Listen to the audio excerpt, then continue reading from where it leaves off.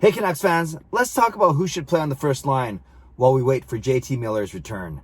I'm Clay Emo, I'm at Canuck Clay on Twitter. I'm at Clayton Emo on Instagram. I'm the founder of the GLCPC, the Good Looking Canucks Positivity Club. This is my Canucks take, all in one take. It's Clay's Canucks commentary for Friday, January the 15th. This is where you get Canucks insight that's positive and timely. Thanks to everyone who joined me for my live stream last night after a 5-2 loss to the Edmonton Oilers. And I was really impressed by the thoughtfulness of the questions, the energy in the live stream despite a loss. And what was really interesting is a couple of people asked, well, what are you going to vlog about tomorrow?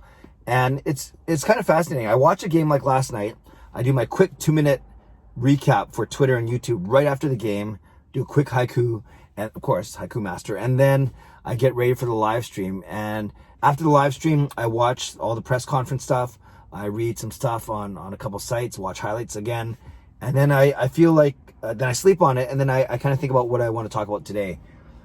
I think it's obvious what I want to talk about today, what a lot of people are talking about today, and that is the first line. They had a bad game last night. A lot of people in the live stream were, well, not a lot. A few people were asking if anything's wrong with Pettersson. No, I don't think anything's wrong with Pettersson. It's only 2 games in. So I qualify everything I say, but obviously I always talk about moderation. We don't get too high with the highs. We don't get too low with the lows. That's why we're not crazy hyped after the 5-2 win, the 5-3 win on Wednesday night, but we don't get too down because of last night's 5-2 loss. And I don't have to talk about Connor McDavid anymore. We know how good he is, and we saw it firsthand last night. And get ready, we're going to see it 8 more times this season. But one thing that was evident, both from the eye test and from the Corsi numbers later, is that the first line did not do well 5-on-5. And whether Dave Tippett for the Oilers was trying to get out the Draisaitl line or the McDavid line, doesn't matter.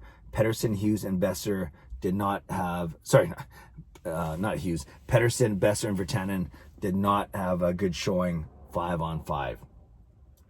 Outshot by a wide margin. So you're not going to split up Pettersson and Boeser because they're the one combo with Miller out especially that gives you a chance to score. So then the question becomes, who should play on that top line while we wait for JT Miller's return? Whether that's this Wednesday against Montreal for the home opener or a few days later, depending on what we learned today about quarantine results, him, Ben, and all that kind of thing. Hopefully sooner than later, of course. Now, Jake Virtanen, I think kind of we know what we're getting, for better or for worse, and we know he might not be a long-term option. And thankfully, you're not looking for a long-term option. And last night we saw during the game that Höglander got 1 shift up there. We saw Tyler Mott get 2 shifts up there before going back to the fourth line again, and then scoring a goal, actually, that nice tip on that slap pass from Hamonic. And then we saw Gaudette get a shot up there as well. So let's talk about some options really quick. And I was going to do this anyways, and then I saw Thomas Drance did a whole article about this on The Athletic this morning. But let's talk about some of the options. With Gaudette, he's got good offensive ability, but he doesn't carry the puck a lot. And that's one thing that Drance pointed out is Pettersson and Boeser. I gotta stop saying that. Pettersson and Boeser don't carry the puck a lot. They don't have the puck a lot. So you need someone who can control the puck. So maybe not Gaudette, although the good thing about Gaudette is he's got offensive ability. He works his butt off, and you still have 2 other centers in Sutter and Beagle that could play center for the 3rd and 4th line. It would mean making a shift though in those lines, and then you're affecting 3 of the 4 lines on the team. I'd be open to Gaudette getting a shot on the top line. Remember, this is temporary. Niels Höglander, I would love to see him I'd love to see him play with Pettersson and Boeser. I think he's got the hockey IQ. I think he's got the hands. I think he could control the puck a little bit, be a bit of a puck carrier. But he's a rookie, and he also has fared pretty well in his first 2 games with Pettersson, with Horvat and Pearson. So I'm not sure if you want to break up that line. Arguably the best line for the Canucks over the past 2 games. Tyler Mott, yeah, I love his hustle. I was fine with a promotion from him to the 4th line to the 3rd line. I wasn't thinking he goes from the 4th line to the 1st line, so I don't think that's a permanent solution or even a temporary solution. I think that was just to give Jake a look and kind of a wake-up call last night, and to give Mott a reward kind of thing. And then you saw Mott scored right after that when he took his first shift back with his regular line mates, Beagle and Sutter. So we've talked about Gaudette. We talked about Höglander. We've talked about, I just had a blank. We talked about Gaudette. We talked about Höglander. And we talked about, who's the second guy I talked about? I'm going crazy here. Höglander, Gaudette, and Mott. Oh, sorry, Mott. I just talked about him. I'm getting old. Pearson, you don't want to move him off of Horvat's side. I get that.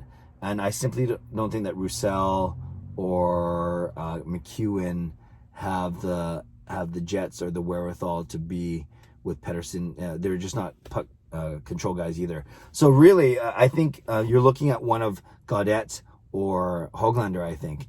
And if you don't want to take Höglander off of the Horvat line, then maybe you try Adam Gaudette. It'll be fascinating to see what Travis Green does. But obviously, Wednesday it was kind of masked because we won. But last night you saw what it means when we don't have JT Miller. Not only regular strength, playing with Pettersson and Boeser, but especially on the power play.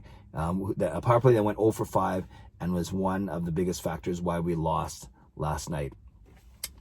Canucks fans, leave a comment below. I'd love to know who you think should play on the top line. Or it could be Jake. You might think that Jake is still the best option because it allows the rest of the lines to kind of fall in place. So that's the question of the day, is leave a comment below.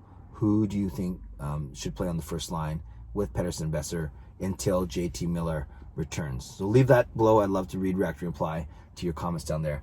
Two other things real quick. That goal with 0.7 seconds left, what a backbreaker at the end of the first period. You can get out of that period 1-0, and that's not so bad, but you get out of there 2-0, and you saw the Canucks twice close it to a 1-goal deficit, only to have the Oilers to break it open. So, it started when Demko didn't actually cover the puck to cause that whistle with 2.5 seconds left. It's because he covered the puck instead of just making the save and booting it at the corner and then avoiding a face-off in your own zone. He could have done that, but no, he covered it up. I'm not sure why. I'm not sure why guys didn't yell at him to play it. Or maybe he wanted to play the safe way, but obviously, and you don't expect to give up a goal with 3 seconds left in a period, but the Canucks did that. Horvat lost the draw, Yamamoto shot it, and then neither Edler or Schmidt, who was on that side, and he owned it after the game to his credit, was able to tie up McDavid.